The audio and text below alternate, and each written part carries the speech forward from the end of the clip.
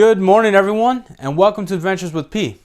I'm P, and on today's adventure, we're going to be taking the tallow that we rendered in our last episode, and we're going to make soap out of it.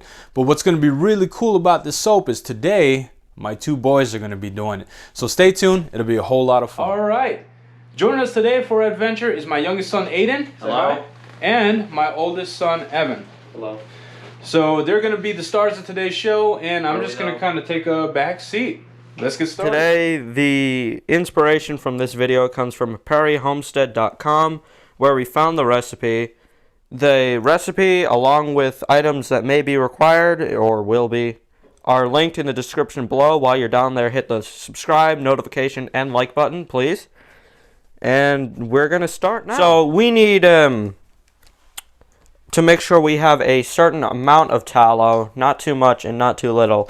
So a 1.04 should be displayed on the display on the weight. 1 pound 4 ounces. 1 pound 4 ounces. This is way over that. So I have what's called a butter knife. I don't know if you've ever seen one of these before. So we're going to be using this to break up the towel that isn't already broken up. These two pieces. And then this big one is just going to be stabbed.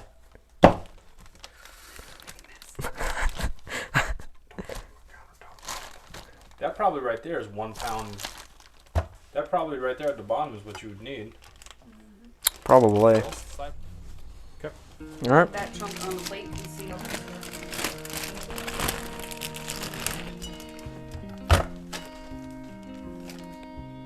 Ooh, so close. Just take a little bit off. Okay. Yo, there we go. 1 pound and 4 ounces of tallow. I just took the smallest bit off. So we have a double boiler meant to break this down into a liquid. So you just put it in. Oh, that's hot. That's hot. There we go. Now we just have to wait for it to melt, which could take a while.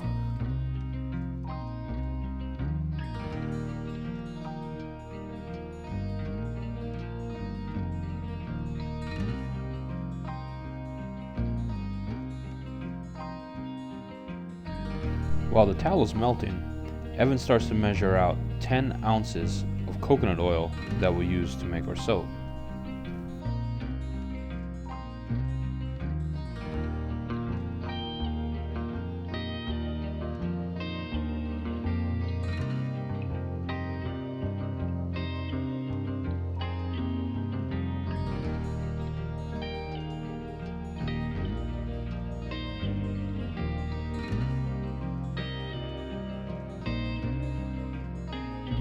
It too soon finds itself in the double boiler to melt down with the tallow.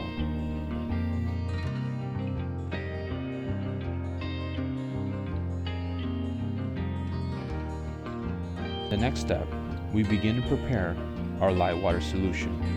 Here, Evan measures out 9 ounces of distilled water, which we'll use to dissolve our lye into.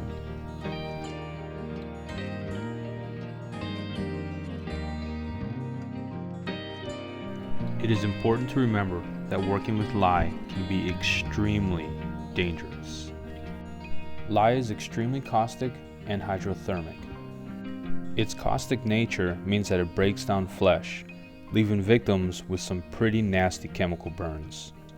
Because lye is hydrothermic as well, it reacts to water by heating up violently. This rapid heating causes your mixture to off-gas. These fumes have the potential to harm your eyesight as well as your lungs if inhaled. So proper precaution is strongly advised. Here, Evan is stressing the importance of safety. You will see that Evan is wearing safety glasses to protect his eyes from any splashing of lye solution, and that he's wearing long sleeves and rubber gloves. It's also extremely important when working with lye to have some vinegar on hand. This is used to neutralize the lye and prevent burns if you come into contact with it. We step outside for the next part, where there's adequate ventilation to safely mix up our lye solution. 3.4. 3.3.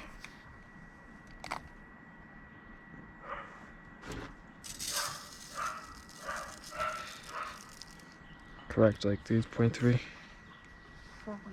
4.3.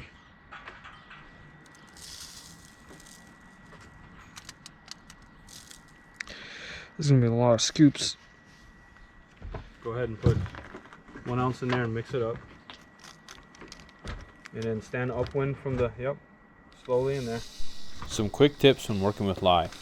It's always better to work with smaller measurements as opposed to bigger measurements anytime that you're working with this substance, which is why Evan is measuring out only 1 ounce of lye at a time.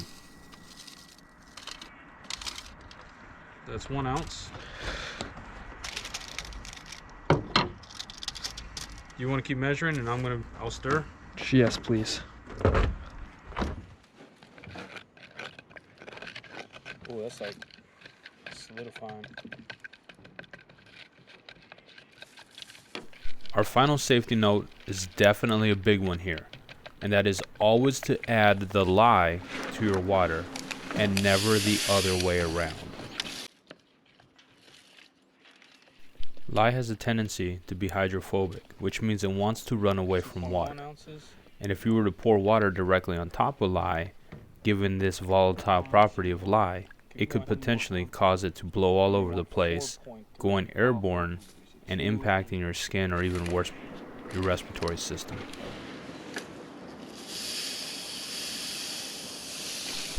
Just remember, the snowflakes fall in the lake.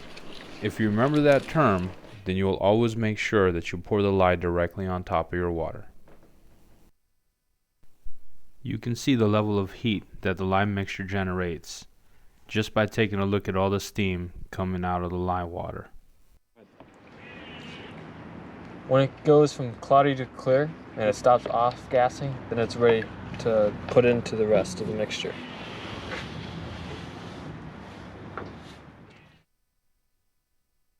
Before adding the lye solution to your tallow, it's always important to check the temperature. Ideally, your tallow should be at about 110 degrees. Any hotter than that will take a long time for the tallow to reach trace, which is a good indicator that lets you know your soap is ready to pour into the mold.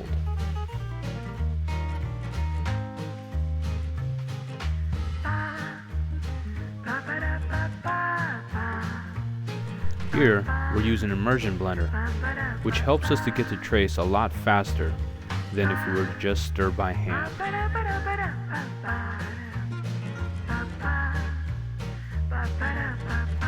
If everything went well, and you allowed your tallow to cool down to an effective 110 degrees, this whole process should take only a few minutes.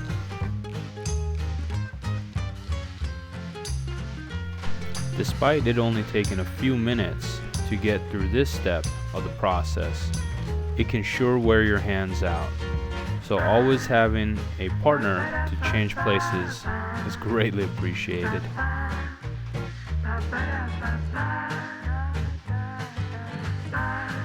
Now that the soap has begun to show signs of trace, we start adding 50 drops of pine oil to freshen it up, and we add a little bit of soap dye for color.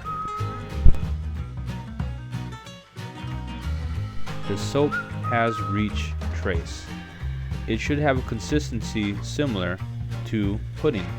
It's called trace because as you begin to mix more with your immersion blender, it'll leave traces and impressions behind in the soap. It's important to remember that at this point the soap is starting to set, and you need to act fast to get it into the mold before it starts to harden too much.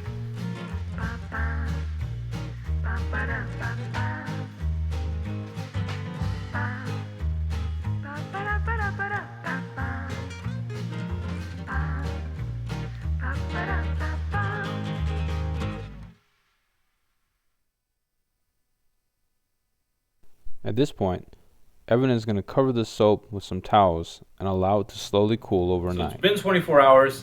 The soap has had time to have its initial cool. Now all we need to do is just pop them out of the molds.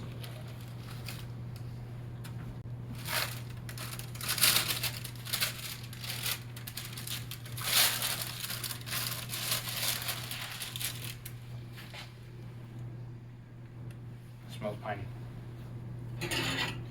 We're gonna pop them out. I'm gonna stick them on a cooling rack.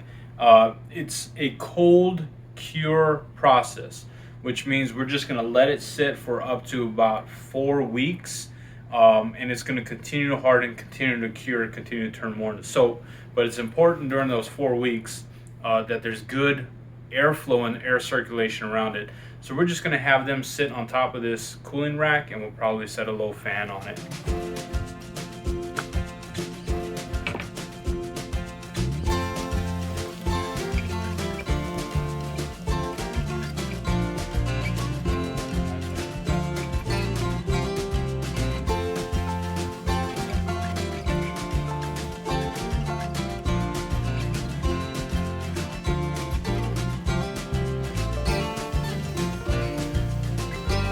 That actually smells really good. Can't wait to try it. And there you have it.